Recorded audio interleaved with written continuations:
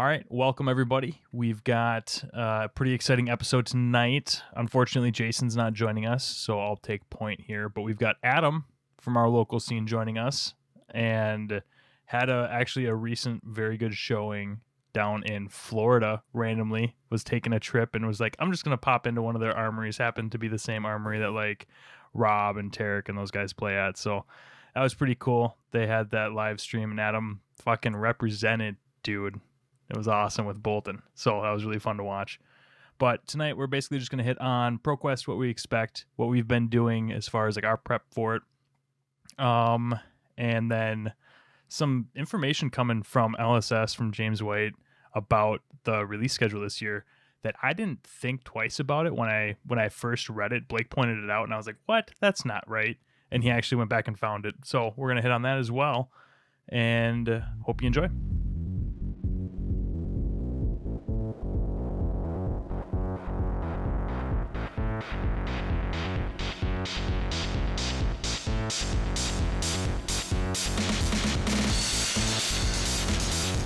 So, starting off, ProQuest. Well, let's start off with Adam. Adam, what was with that armory? Like, what? Like, you just wanted to pop in down there and or what? So leading up to ProQuest, I was like, okay, I got to go to Orlando. I'm gonna miss all the armories that we have here in Minnesota. Obviously, I just checked the Fab website and found something close to the airport. There happened to be one that was like 20 minutes away. At the Collective, which I didn't even know the store name when I like drove there. I just copied the address and put it in. Then I got there and found out that they stream and all that kind of stuff. And so I was like, oh, that's pretty sweet. And yeah, so I just kind of ended up randomly in this armory. I didn't know if anyone was going to be there. And then I saw like Rob walk in and I was like, oh, okay, this is not just a random store. Like there's people I actually know here. And so it was pretty sweet. We had like 10 players because it was Super Bowl Sunday, so it was pretty low-key. Yeah. I guess they usually get like 15, 16, something like that. But it was 4 rounds, and then they cut to top 4. And so it's definitely a good time to get some games in a group of people that you haven't played with before, in a market that you don't really know what's going on. So makes it interesting. Yeah, no, it was super fun to watch. It was Adventure Co. is where they stream that at, and I love the fact that we had like 4 or 5 dudes from Minnesota here just like watching Adam, because you streamed 2 of your games and 3. Yeah, I missed 1 then, but yeah, I definitely saw the finals, and like just being able to catch what I could, like that was it was so much fun to be in the chat, like fucking Bolton, let's go, just working Guardians. It was great.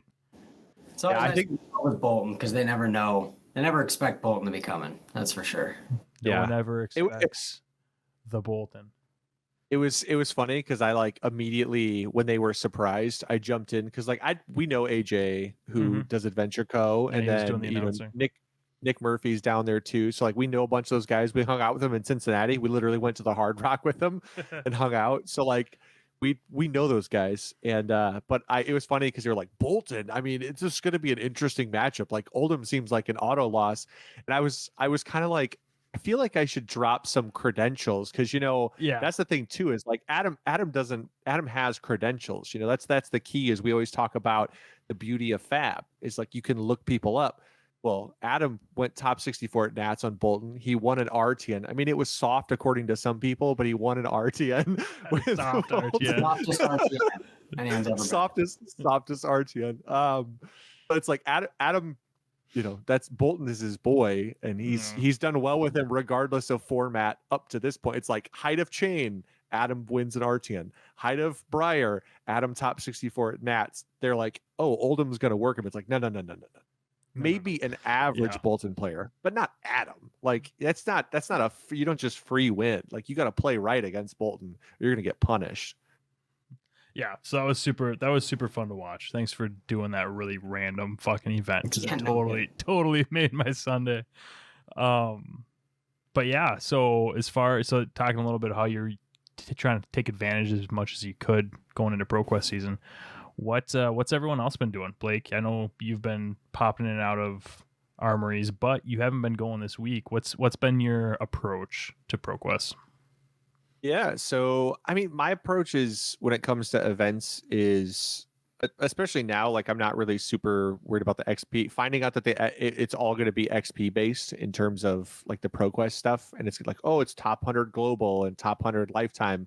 Like, yeah, I'm never going to get there since like nationals and skirmishes are falling off, because I definitely kind of make my XP living on 6 XP events. Like that's where I kind of make my living, and how I keep my XP up high is playing in events that give me the double XP, because I just don't. I don't go to 4 armories a week. I just don't have the time for you it. You can only make like 3. Yeah. No, I get it. Yeah, I only get like my real heavy weeks are only 3. So no, I just haven't had time for as many armories this week. So my focus has been more on kind of like focus testing. So we've got, groups of guys and people who kind of build a bunch of decks. We'll get together and run a bunch of games. We have times we, TTS it, webcam it, whatever we got to do. So we've been playing a bunch of that. So I tend to fulfill the role often in testing of, I play whatever deck people need to test into. And as long as I can experience the deck that I'm going to play enough times, I'm okay with that, because I do some good like learning by osmosis kind of thing, where it's like, okay, like let's talk through this hand, because we do a lot of that. I think that's probably the most underrated thing in testing is like when you hit a bump in the road and you have like a really difficult decision point. I think a lot of people's theory on testing is just play a bunch of games. But I learn better, and I think most people learn better as players if you get input. Like ask people who are good at the game what they would play at this decision point, and say, hey, okay, so here's what I have. My options are X, or there's this kind of weird option I can run.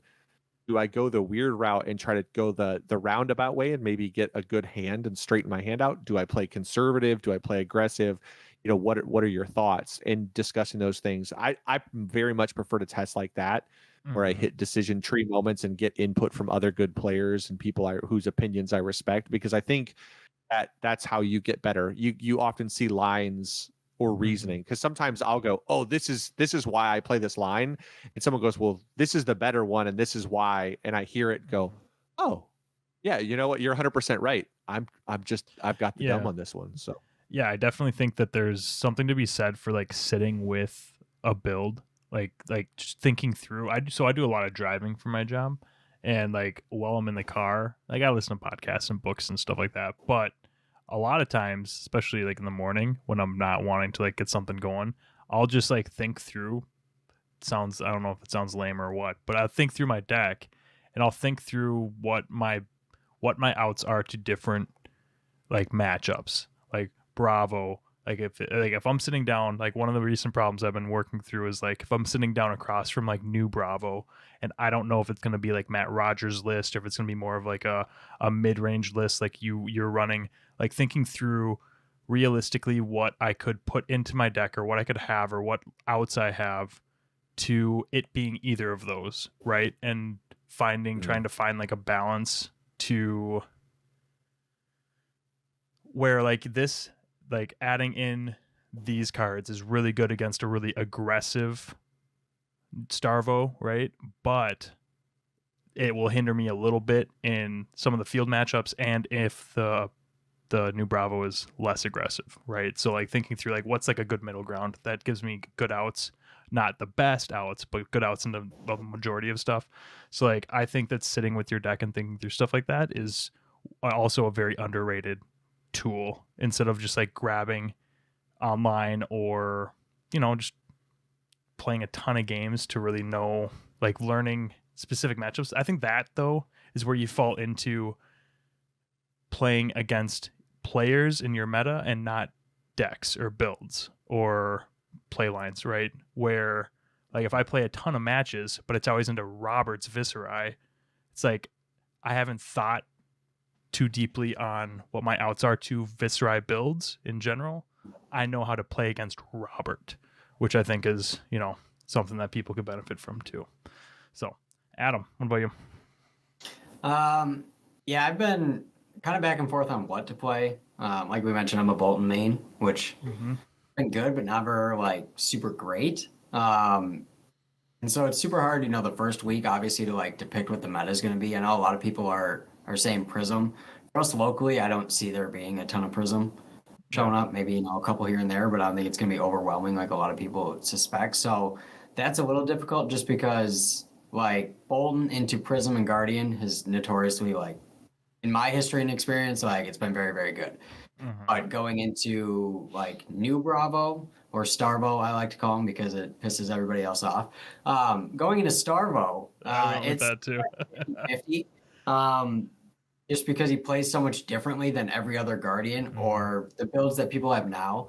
Which I feel like when a new deck comes out, everyone always goes hyper aggro with it. If you look at like when Prism came out, it was all we saw was the Heralds, pitchy yellow, throw 7/7, just go as wide or as deep as you can, as tall as you can. Leaning on Erudition really heavily. Yeah. Which didn't turn out to be, for the meta that we were in, the best build. Obviously, Aura build came out of and like the calling in Vegas and ended up winning. And so I think that there's going to be something similar here where people go with a very, very aggro build. And then as people figure the deck out and they figure out how to punish that, the deck will have to adapt. But going into week 1, you don't know how much of that you're going to see and exactly what builds you're going to see. We've obviously, in our market, we have a couple of people building like the Earth version where they channel Mount Heroic into, it's basically Briar, but Bravo, where they channel Mount Heroic into Scar for Scar, which is a weird thing. And then they come back after they've awakened to Pulverize and you get hit for 17, dominated with +2, which not the most fun thing to happen in the world, but did happen to me at an armory. So I guess it was 19. But yeah, so I've been testing that. I had to decide whether or not I wanted to jump on Starvo, just because we've obviously been testing builds early. And then there was a couple matchups with Bolton that I wanted to, if I could shore up those and take a 50-50 into some unknowns, I was okay with. And so that's kind of where I've been at with it. I added if anybody watched the stream, the last round, I did on the Adventure Co stream, I played Sabres, which I despise Sabres in Bolton. Like, it's not a fun way to play. It's not a fun strategy for me. I don't think that it's way too linear and way too dependent on one thing happening. And if that thing doesn't happen, you basically just lose. And I don't like auto losses like that. I like to have some nuance, which is why I like the Raiden build. But I feel like Runeblade is almost unwinnable for Bolton. So if I want to not just auto lose to Viserai, Chain, and Briar, then we had to pivot to something that at least brings it closer to 50-50. And I've seen pretty much that. Yeah. And so that's what I've been working on going into it. After week 1, we'll kind of reevaluate and see where we're at, because I know week 2, I have 2 of them that we're going to, one here locally, and then there's a bunch of us traveling to like Milwaukee or something like that. Nice. For a ProQuest there. So yeah, that's about it. Yeah. So speaking of ProQuest, what do we think the week 1's going to look like? Because I know that we've got our thoughts on how it's going to sort of adjust or evolve through ProQuest season. But any thoughts? I think week 1's going to be super heavy Starvo. I think lots of people are going to be hype on Starvo.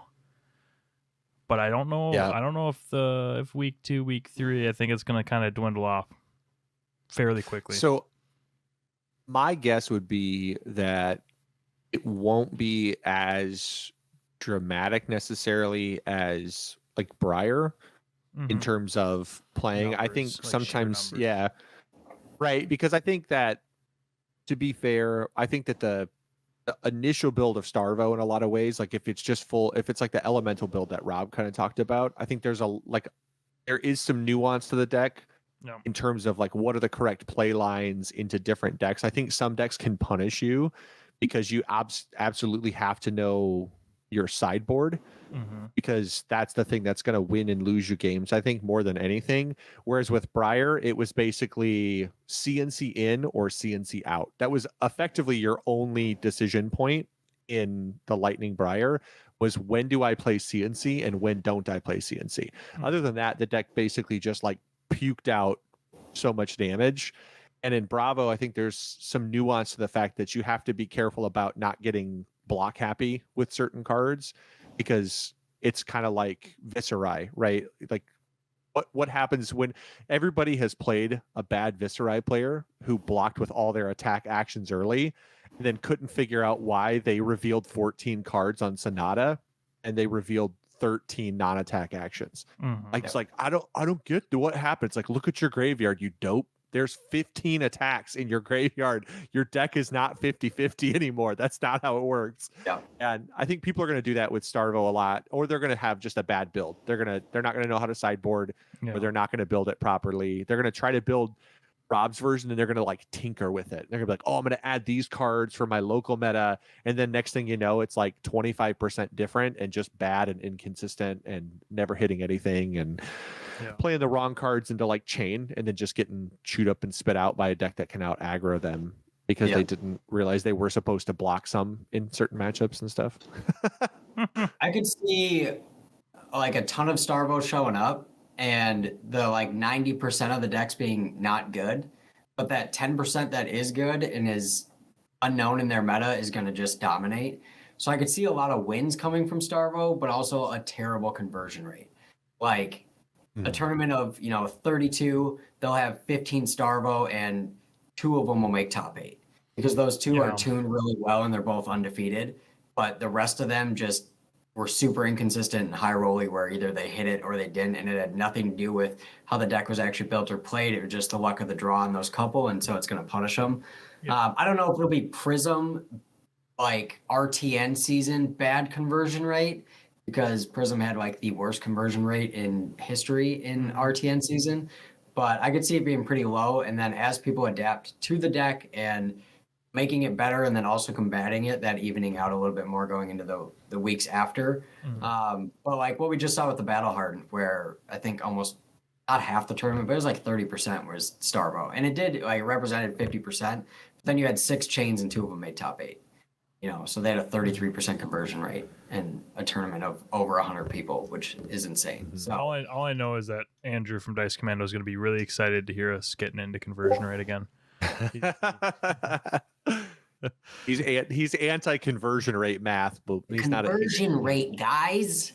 It's the most important rate of the rates. The only rate. Yeah, no, yeah. I think that people this is also wishful thinking on my part, but I think that the initial Prism hype is dwindling, which I'm fine with.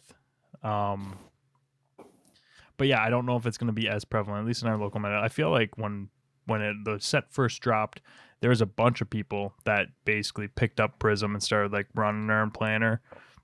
And even a couple like the guys that I know play Prism, like Jacob, he ran Vis, like he was running Viscerai, and I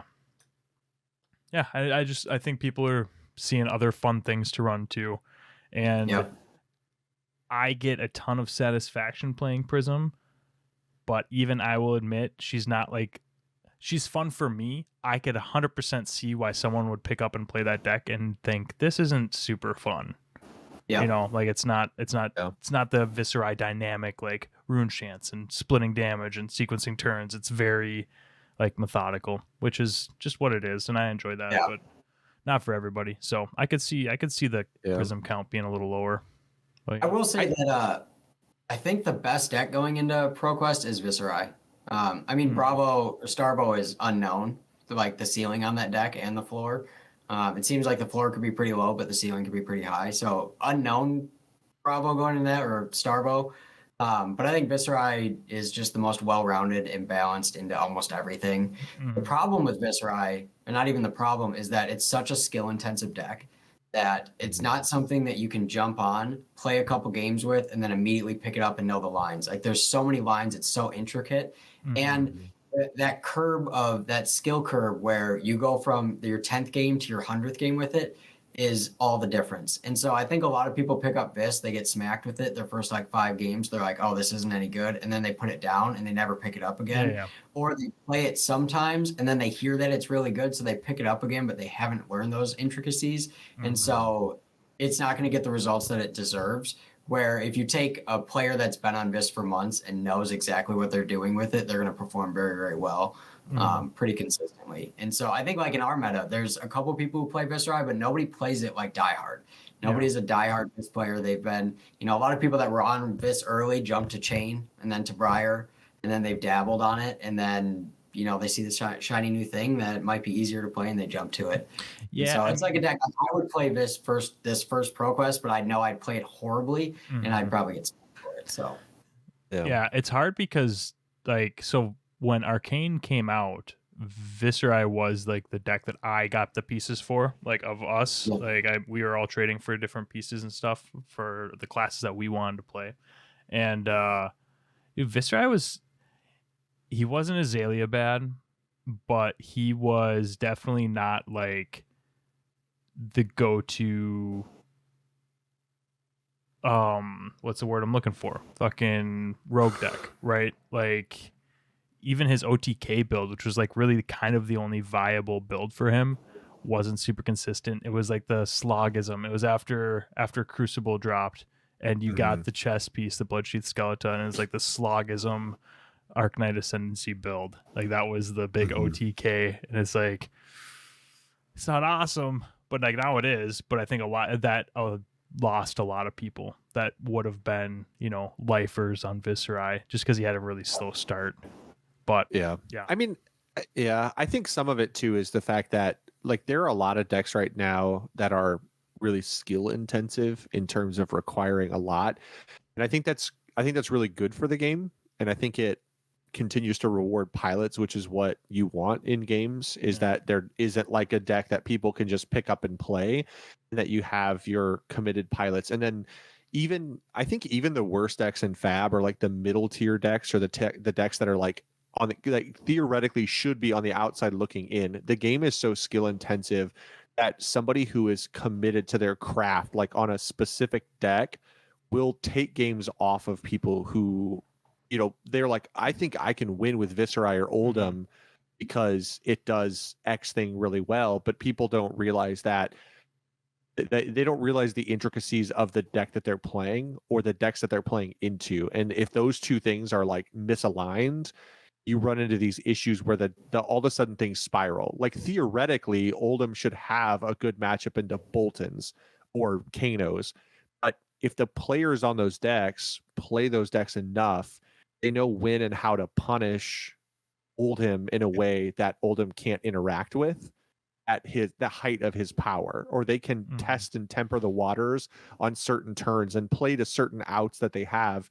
And if you don't know how to combat their outs, you'll get punished for playing a deck incorrectly. And I think Viserai is like that, where he's really good at the peak of his power.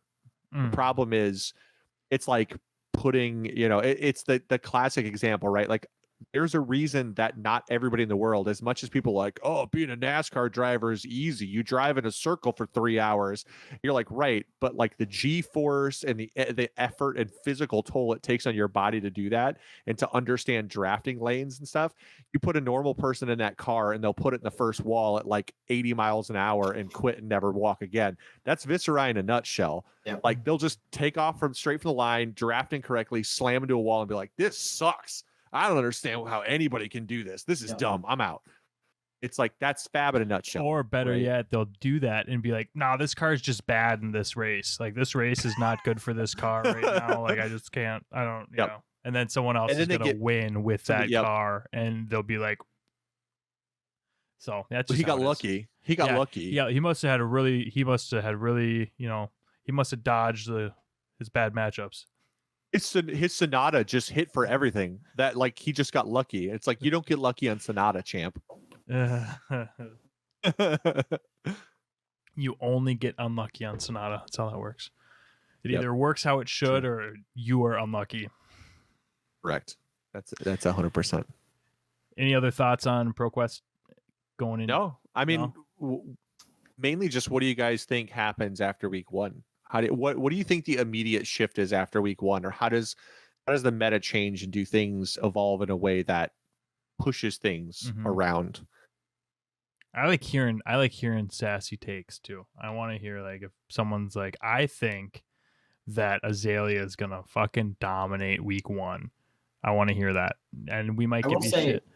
But like, I think like I have been impressed with Azalea lists that I've seen. I think that.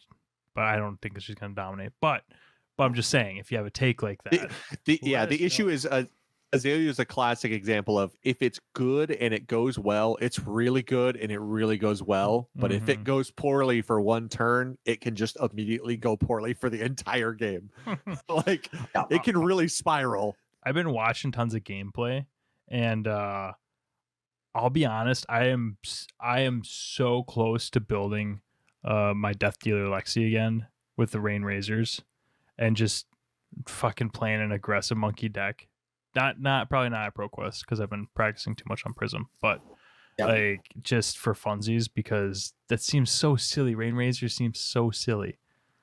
Rain Razor is very good. And my hot take for the ProQuest is one, if we're gonna name like underrated decks or decks that are sleepers, I think Ice Lexi is very good into everything that people are doing. We have obviously a local guy, Dylan, who, if you guys remember, is known as Helmet on this channel because he straps on the helmet for Ira and he'll run Kodachi for 1, Kodachi for 2 into you all day long. If it's a skirmish or a blitz season at all, he just pulls that thing, dusts it off, and runs the same deck every day.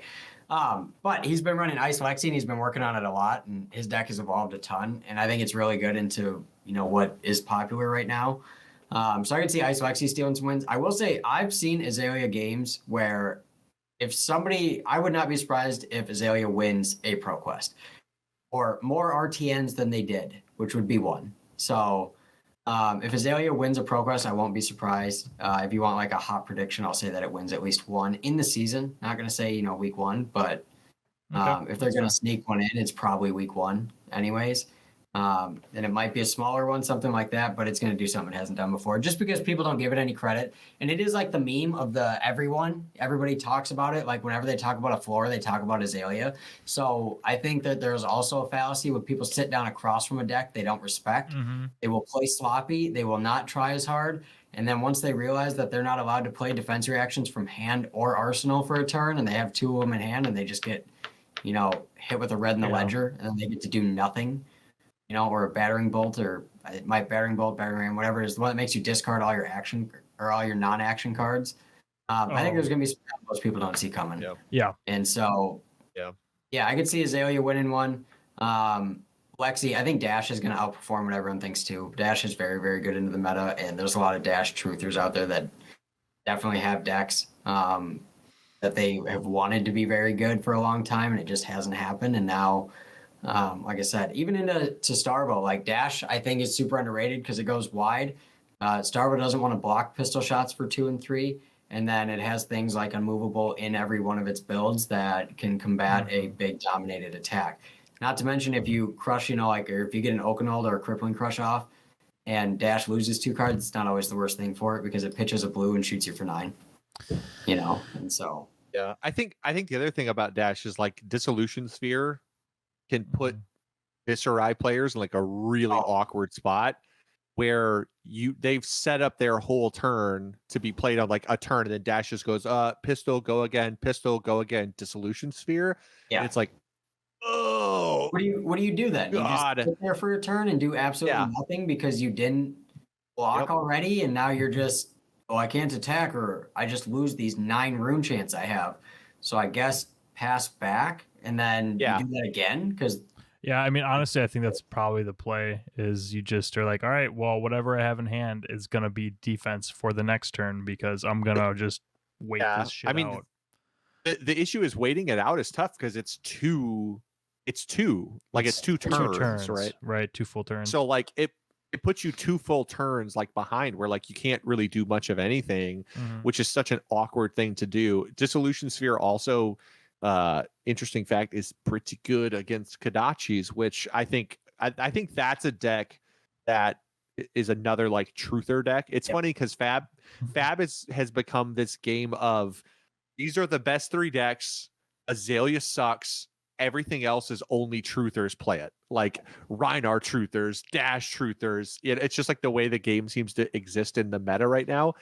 But I kind of like a deck that I think. I kind of like the fact that like there's a solid core of the player base where they're waiting for their deck to rise in popularity or rise in like meta feasibility, and then they're going to capitalize on that. But it's like this I'm picturing like a large cycle where it's like, all right, next set Dorinthia and Kano and like whatever, like the characters that haven't been big, they're gonna get a lot of love and they're gonna be good. And all these Dorinthia players and all these Kano players are gonna be like, it's my time. And then like the Blade players will be like, oh, but I just like to think it's like unbanned seeds. They're too good. It's gonna be like the Battle of Helm's Deep, where they're just gonna be intense, locked in battle, and all of a sudden there's gonna be a light on a hill, and it's just like the truthers for the deck that won, like that Everfest. There's like it's like, oh my god, they're here. It's like Katsu, no. You know, there's definitely some Katsu players losing their minds when I said that like the most underrated deck, or the deck that's not getting talked about, and none of us mentioned Katsu. They're just losing it because they're like, Kadachi for one even bigger than that. I get a free attack and a clicking token. Like, you know, they're just freaking out because even bigger than that is definitely a card that I feel like that's one of those random cards that you often see cards complained about. Now, granted, it's mostly CNC on the main page is the card that's complained about. Yeah. But now I think one of my favorite that has found its way into a lot of comment sections is the argument that Oaken should be an Oldhim specialization, because people are getting Oaken. They're getting Starvo revealed into Oaken, and they're just like, this is bullshit. I hate this. This is stupid. And I will say, it's full ban mode now. Oaken is literally a picture of Oldhim. If it's a specialization, it's the card that has the person on the card. It's like they took Endless Winter and they're like, this is the specialization, right? And the guy's like, yeah, the one with the picture of him. And the guy's like, cool, Oldhim specialization. Then they printed them all and the guy's like, wait, this doesn't have a picture of him on it. What did you do? And they just left it.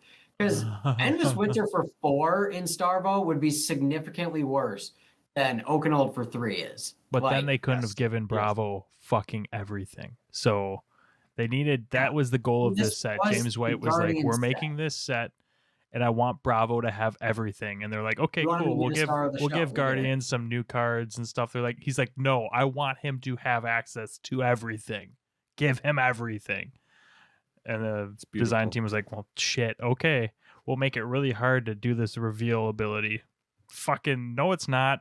Happens to me 6 goddamn times a game. Oh, right. There's a pulse. So if you have that and, I don't know, one of the other 17 cards you're running. God, what was the game? I think it was when I might have been, I don't know if we were streaming it or if we were recording it or not, but when I was playing against the body, I was like, dude, he revealed for like the 5th turn, and I was just like, dude, just don't be the 3rd Oaken, and he drops the 3rd Oaken. I'm like, God fucking damn it, dude, really? Like, and there's some lists that you're like, yes, it's finally done, and they're like Remembrance, or no, they play the Pulse of Candlehold and put 2 back on top, and then Crown of Seeds and draw it, and you're like, I thought we were done with this shit. Yeah, like, I will say that might be the dirtiest play when you're sitting there going, you're like, oh man, I need a good attack, and then you realize you have a card in Arsenal in your Tunic, and then you're holding Pulse, and you're revealed with Candlehold. You're like, oh, I play Candlehold, I put Oaken on top, I use Crown. Go ahead and Crown.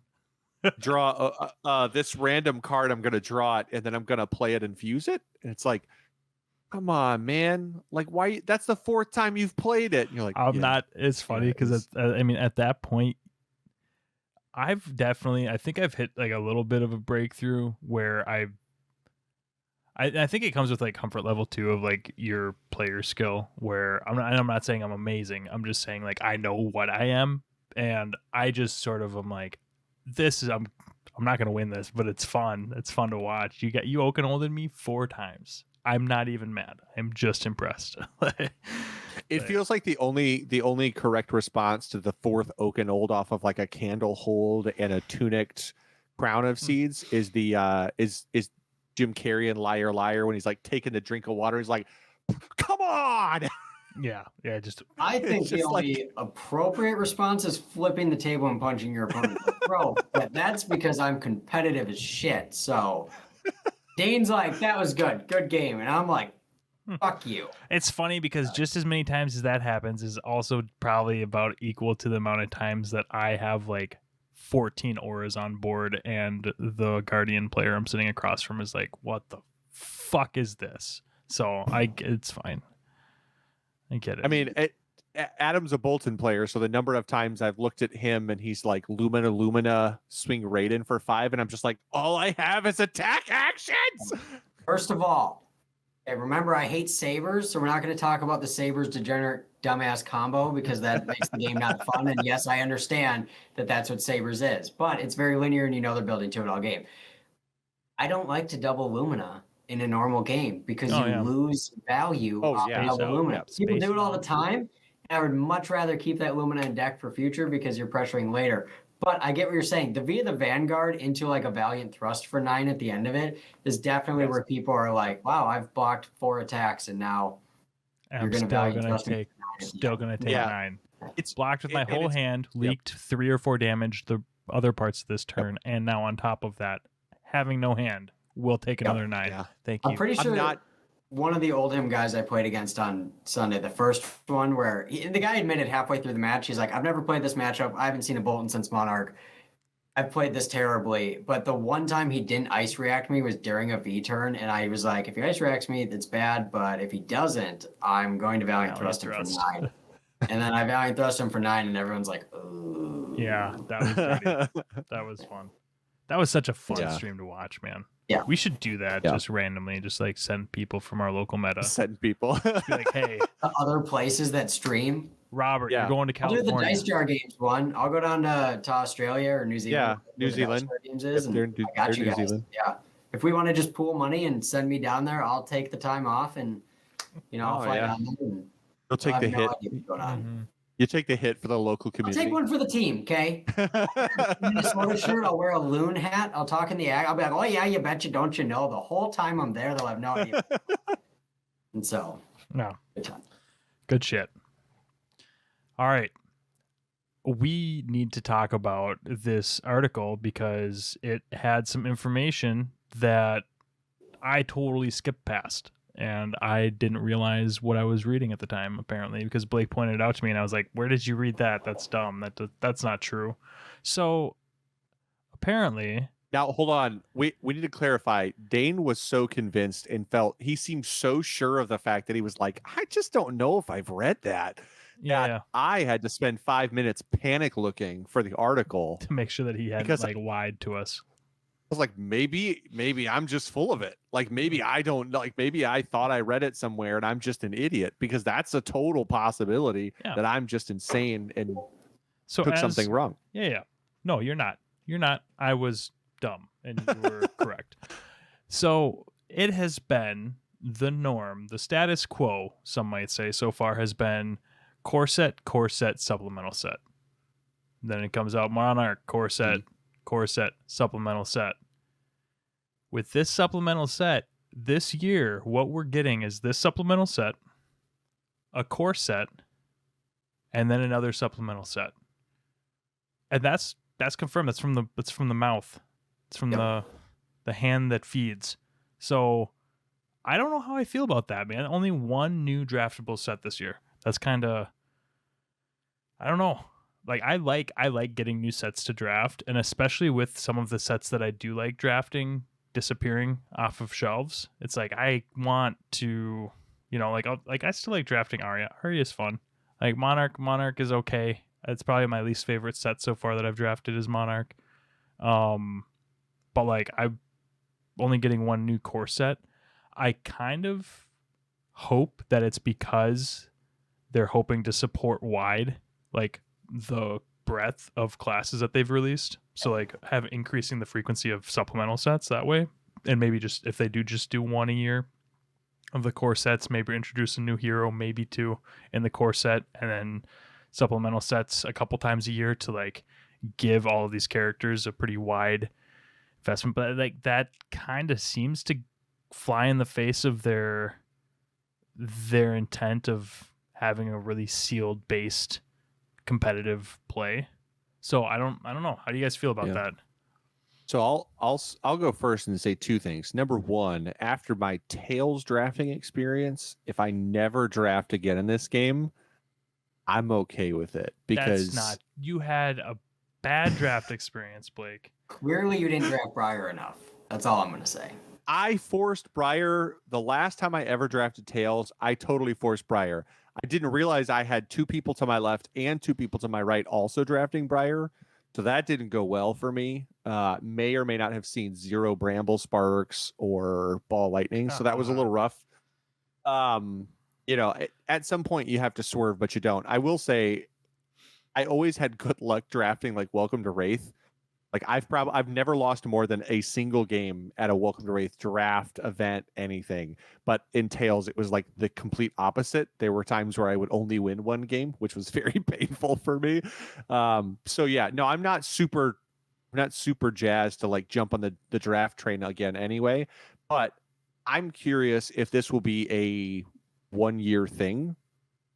Like this is the year that they'll do it to try and basically catch up, because I think what they're running into now is the fact that if you do the standalone supplemental, what ends up happening is you get some heroes who kind of get left behind because we talked about this. Mm-hmm. Some classes are easier to support than others. If you like Runeblade, for example, you release Swarming Gloomveil, and it just covers all 3 heroes because all 3 heroes create some sort of aura that allows them to trigger all of the effects. So they can always get go again. It's a 0 cost. It kind of covers everything. Other classes are pretty wide in terms of what they do, and the builds of the heroes are very different. Kasai, Bolton, and Dorinthia are very different warriors in how they function. Mm-hmm. And what they do is so different from one another. It's hard to support all of them in a supplemental set. So what you end up having is this thing where they release a bunch of cards and it really only helps one of them. One card kind of helps 2 of them.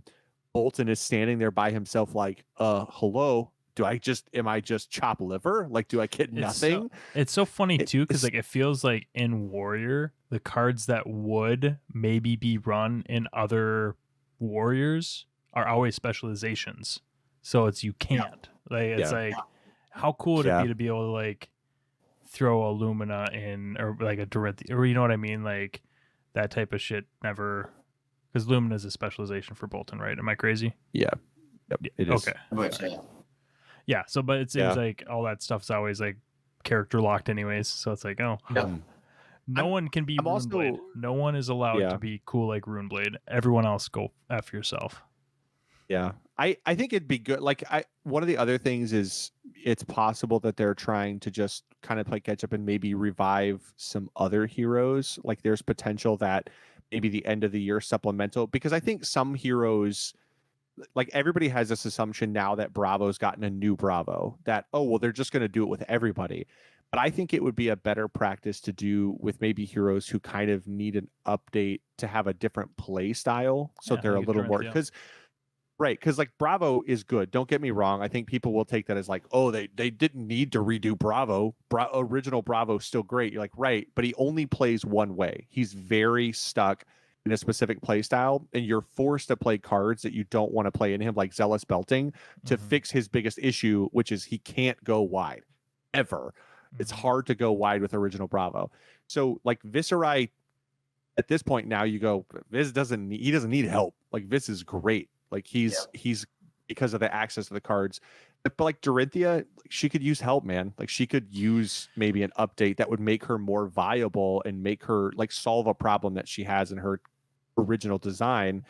So maybe a second supplemental set gives them access to some of those heroes. They go, okay, this is our shot to redesign the heroes who need a redesign. And then we go back to a normal 2-2, like, 1-1-1, like 2-1 set thing. I could see it being like an every couple year thing. Like the game is still so young that we don't actually know how the cycles of the game is going to go long term. Yeah, I've got a hypothesis for that, but continue. And with that, I think I'm fine with it because like you get the first supplemental set, which they didn't put any talents on anything. So it was a supplemental set, but it also wasn't like, okay, as a Bolt main, I don't have a single like staple card that I saw it and I was like, this 100% needs to go in a Raiden Bolton deck. Like there's 0. Like you can test some stuff out. I thought Shatter was good. I thought Shatter was terrible. Then I thought Shatter was good, and then I looked at it again and tested it in like a game and a half. And I get that that's not a lot of games, but Shatter's terrible. Like unplayable shouldn't be in the deck. Helm without an opting is also terrible. Like very great art on the card, looks fantastic in cold foil. Can go in a case somewhere because you're never going to play it. But somebody will definitely combo off that, and they'll be like, "Hey, dumbass! Look, this is what you could have done if you would have tested more." But with that being said, I could see a second supplemental set because the game so far has gone super, super wide. Like they've laid the basis of the game. They wanted talents. They wanted, these heroes to be different. And now they can at least go deeper. So I think they'll release 3 to 4 more heroes in the next draft set, which gives them a huge pool. And then they can just drive deep where they can either release cards that are playable multiple heroes or change their play styles. And they can do a lot with it without diluting and making people feel like the hero that they've been waiting to get support gets left behind. Because I feel like that could happen where, like with Ranger, a lot of the stuff that comes out, people go, "Wow, that's good in Azalea," but it's better in Lexi because you have Go Again and you can, utilize Voltaire and just different things better than Azalea can. So now they can actually drive home and give support to past things, and people don't feel like they're just getting bombarded with new heroes, because like the more that you release new heroes, the more power creep that's going to come in with the heroes, because you can't release 4 new heroes that are all significantly worse or equal to what is out there, or else they're just not going to be played, and people aren't going to want to pick them up. So by not releasing it, and this isn't to say that they don't release new heroes in the supplemental set, but by not releasing 3 or 4 core new heroes with new talents or anything like that, they can at least provide support, and they can change the meta in a huge way with a supplemental set like Crucible did. I think Crucible is going to have a slightly bigger effect than Everfest will, but that's just because we haven't seen anything with Everfest yet. Mm-hmm. And I didn't play during that time, but everyone says that it literally was super meta warping, flipped it on its head. So they can do stuff like that without actually having to release a new draft set. I do enjoy draft. I never drafted a game before Flesh and Blood, so I don't have anything to really compare it to, but I enjoy draft. It's a super cool, different way to do it. They do have to have the one set because I guarantee for all the nationals you'll be drafting whatever the draft set is. Yeah. Yeah. My hypothesis that I want to touch on is that there isn't going to be a pattern. I think that they have done a really. I am seeing now the outlines of a really intelligent business move in that they're not going to be predictable deliberately. Like they want. Every set, it seems like they've shocked us with 1 or 2 things, like completely changed, like 3 heroes, not 4, mixed attributes between those heroes.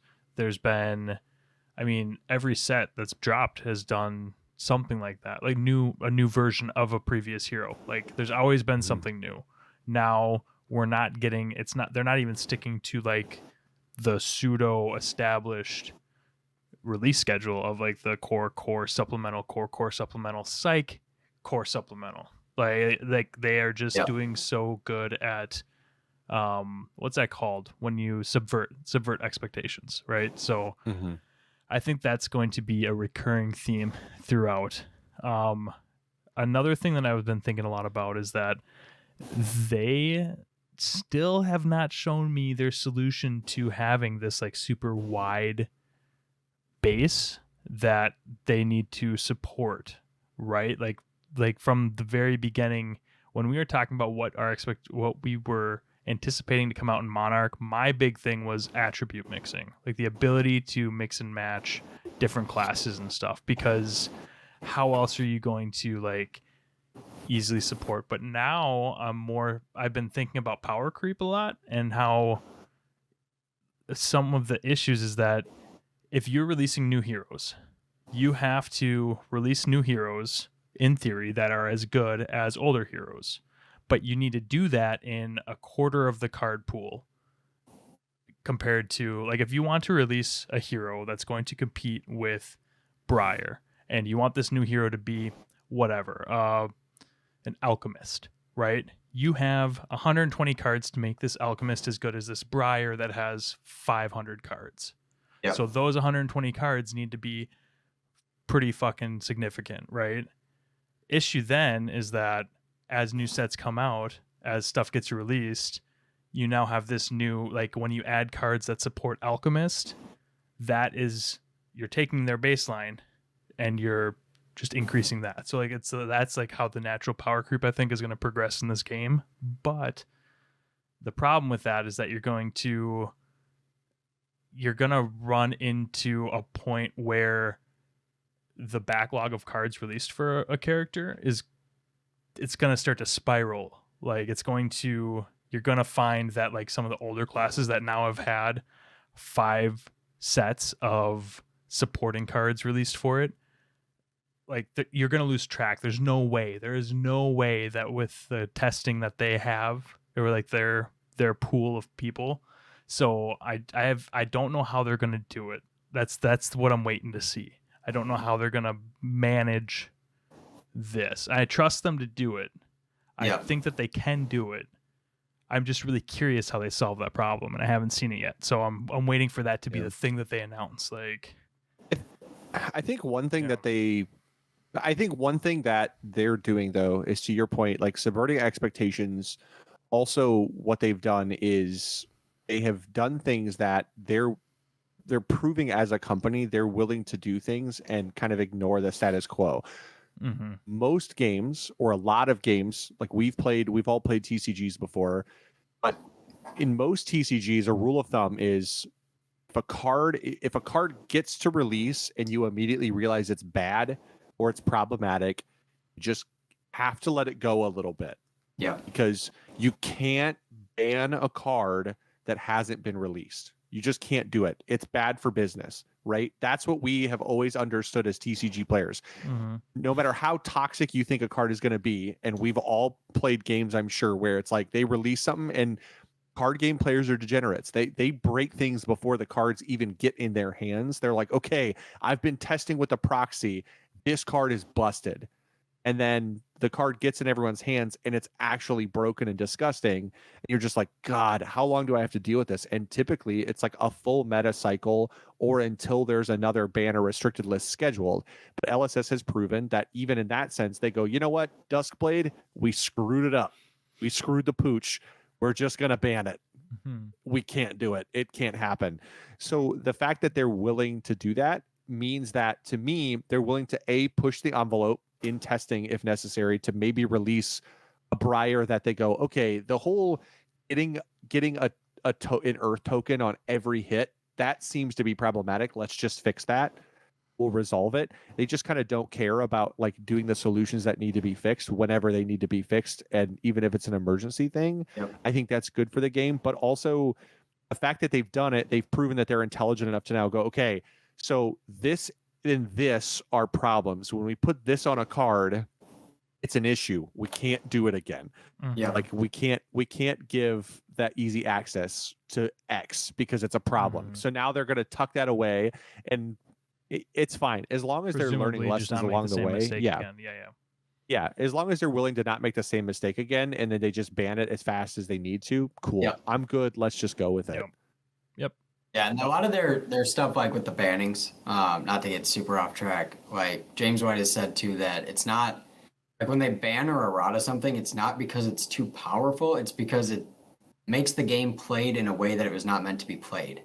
Mm-hmm. Like there was something in where they tested it and that it changed. Like when they banned drone, it's because drone created a scenario where everybody ran drone and they ran it just to get to the end game of Drone of Brutality, where the game you never decked out. And that's not how the game was supposed to be played. You were supposed to be able to be fatigued if you did not play, your resources correctly. And so, yeah, I mean, I trust LSS a lot of times to figure it out. And like you said, I think they're testing a lot of things. They're going to test out the one supplemental, one core, then another supplemental, just to see how it's received by the community, how it works out, if it does, keep a healthy meta and everything. I mean, I assume they have a plan going forward for releasing new classes and making them competitively viable, or maybe they don't make them viable for a couple sets, like we've seen with Merchant, where Merchant is just not a playable thing for the first, 5 sets that it comes out, or 4 sets, or a couple supplementals, and then in a core set we get another Merchant with some support, where now all that old Merchant support and all the stuff that's built up to it, and that's how they introduce a class. So like instead of like Dane, like you said, where they come out with somebody and they're like, this guy needs to be viable now, they're like, no, he's not viable now, but 2 sets from now we're going to release some stuff on par with how the power level of the game is. I can see that. And that's how we're going to introduce it. I will ask you guys this.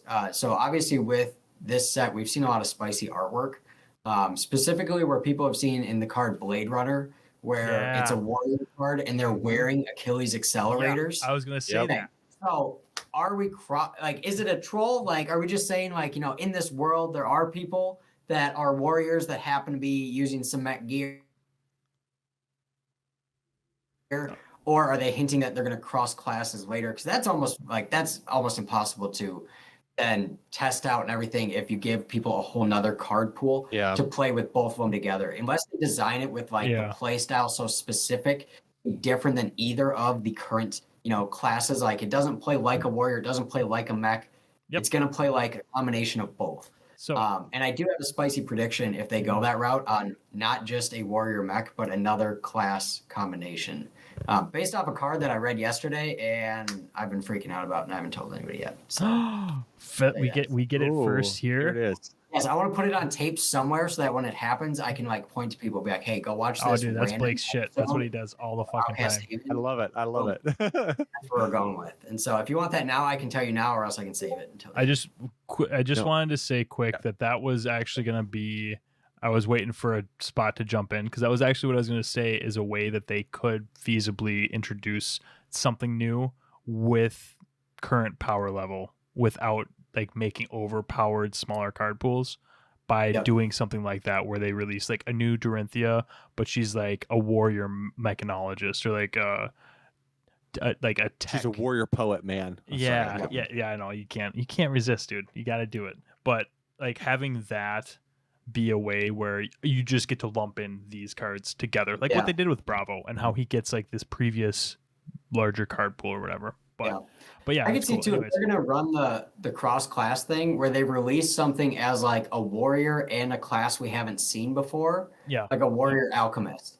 Exactly. And then they're like, all right, right now you have access to all the warrior cards, and then as we release the alchemist card pool, you're going to slowly get access to change up the play style of this hero. Mm-hmm. But right now he's got an established card pool that is on par with, the power level of everything. Mm-hmm. And then in a future set, we can release the other side of him that's going to make him better so that he can, power creep with everything or not be power crept, but without making it super busted in 100 cards.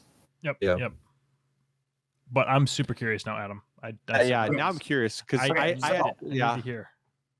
Okay, so the card is Emeritus Scolding, which is a wizard card, wizard action. Okay, so the artwork on this one does not matter quite as much. It's the flavor text. I believe that LSS does not do anything by accident, and everything has a purpose, even if it's a hint. And so the flavor text on it says, "I may look frail, but my mind will crush you," and crush is in all capital letters.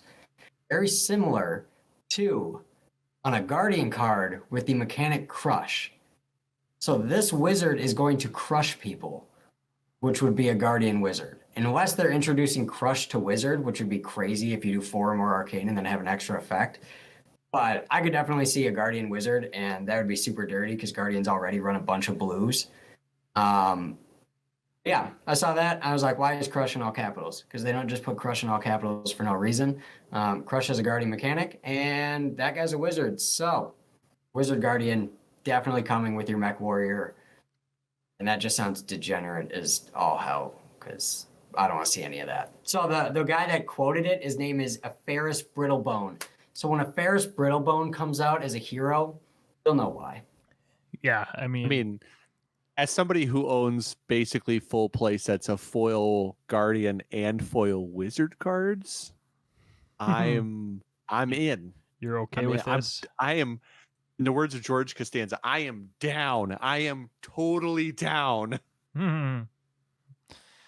Jesus. Yeah, that's all. See, more Guardian stuff. Yes, more Guardian and more degenerate Wizard stuff. I mean, Wizard is degenerate when you lose to it, but then when you beat it, you're just like, God, this is sad. It's sad that he just sat. He drew 40 cards and he dealt 4 damage to me. You're like, yeah, it's the life of a wizard, man. Sometimes you cast a spell and your little wand just goes and just kind of fizzles. Sometimes you're Hermione Granger, sometimes you're Ron Weasley, man. Just the way it is. I will say, I did a Blitz Armory in Orlando right before I got on my flight. Like the Armory started at 6:30, my flight boarded at 8:30, so I was like, I have 2 hours, I can get an Armory in. And the first round, I just took my Bolton deck because I only brought one with me, and I took it from a CC deck and cut it down into a Blitz deck. And I played Kano first round, and I looked at my hand, and I was like, all right, I'm just going to pass priority. And he goes off a little bit and does like 7 damage to me, but then has no cards in hand, or he had 1 card left. And I was like, oh, okay, I'm pretty sure I can kill you this turn as long as I don't draw horribly. And so I brought him from 15 to 2. And then I had 1 draw off of a Bolt of Courage that if it had been an attack that I could have got it into, I think I had like a 27% chance with the cards in my deck for to kill him, where I would have killed Kano on turn 0 because he overextended. So yeah, so as a Kano player who loves to play Kano, when somebody looks at you across the table and goes pass priority and it's turn 0 and they haven't done anything, you don't even breathe. You just go pass priority, pass. Let's go. Go. Pass. It's over. All right, I take my tunic. Already. It's my turn. I take my tunic. Oh, you got excited. You're so anything. See, so my thought with Everfest, going back to our Everfest discussion and like the supplemental and support, I honestly think that Everfest is pre-supporting already the next class, which I would guess will be Alchemist. I think we're getting an Alchemist because the volume of potions makes sense with it. And I think that, again, to your point, Adam, like LSS doesn't do things for no reason. They've proven up to this point that they're very good at subtle hints. They love, like, one of my favorite things that came back in Everfest that was a big part of what they did early on was the Twitter clues, like posting the things. Yeah, that was super cool. Like it's this puzzle, and they do that. But how dare you? Flavor text. How dare you and all other content creators, for the record, shame on having fun making guesses, because that's shit content and you shouldn't do that. We should just be opening boxes. Just open boxes. Yes. Open boxes. No, I'm excited for.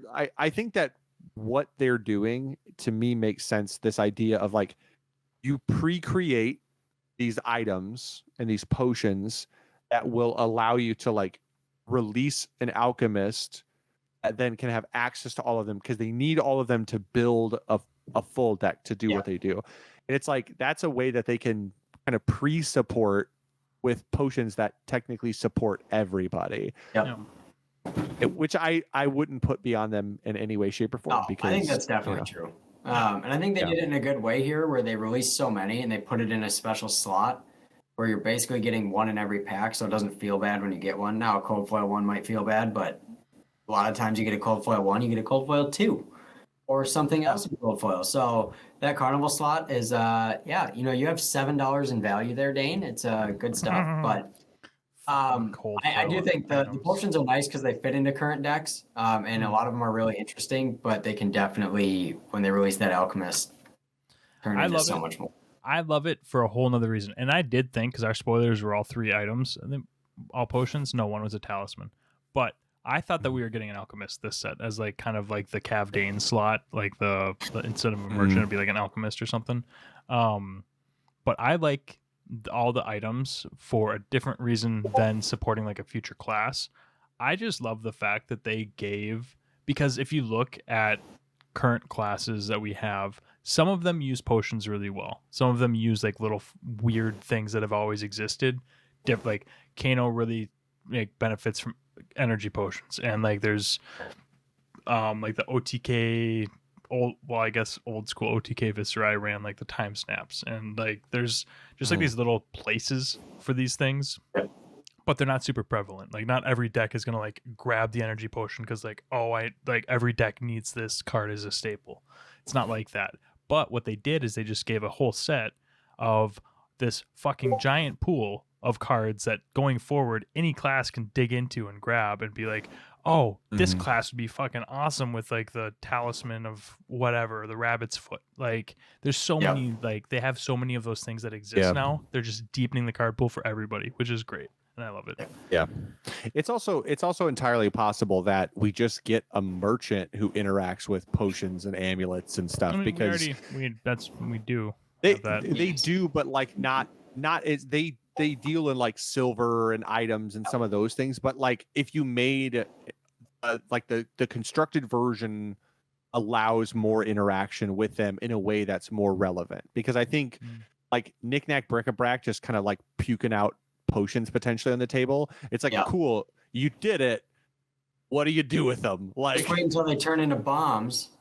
Yeah. See, I'm waiting. Right. Like, I'm waiting to see like a crazy build where like you Knick-Knack Brick-a-Brack after making like a shit ton of silver, and then after Knick-Knack Brick-a-Bracking a bunch of items out, like you break what's the cash out, not cash in, but cash out, or like as you play them all game, and then you cash out and you make a shit ton of silver, and then you just like cash in with all of like your attacks that are left in deck after Knick-Knack Brick-a-Bracking, and like clearing all of your non-attacks from your deck, and just like fucking I don't know, I have no idea, but like it's just crazy shit like that you can do. That we're getting to the point where that shit's gonna be possible, which is cool. So was there a side bet, like, you know, in Super Troopers where he has to say meow like 9 times during a traffic stop, where you had to say Knick-Knack Brick-a-Brack at least 7 times in a 1-minute span? It's just a fun. And I'm just sitting here like this off camera, like you need to get one more. Knick-Knack Brick-a-Brack. Yeah, it's just It's a fun thing to say, and that's my one. It's my extended card art that I got. Yep. Well, I mean, I got a couple, but the best one. All right, guys, we're over an hour. And I gotta get up early, so I'm gonna get Nixer. Any final thoughts? Man, I'm just excited for ProQuest. Excited to see what happens. ProQuest. I'm excited to see who wins with Azalea. I'm excited to see what people think of Adam, because I wanna have him fucking hop on here more. Yeah. You gotta win a ProQuest with Bolton, and I'll be all up in there. Dude, you don't have to be good to be on our podcast. That's like one of the. I wouldn't be here. Thank God. No, man, appreciate you joining us, Adam. Like, fun to have you. Thanks for having me. Yeah, and really excited to see results come through from this weekend, and excited to talk about them next week. But we have more gameplay coming out. So, we didn't get. And I'm blaming Blake because he didn't come up with a funny meme. We didn't get our weekly post out this week for feedback and stuff, but we'll do that next week. And even if there's no funny meme with it, I'll just make a post. Fuck it. It doesn't need to be cute.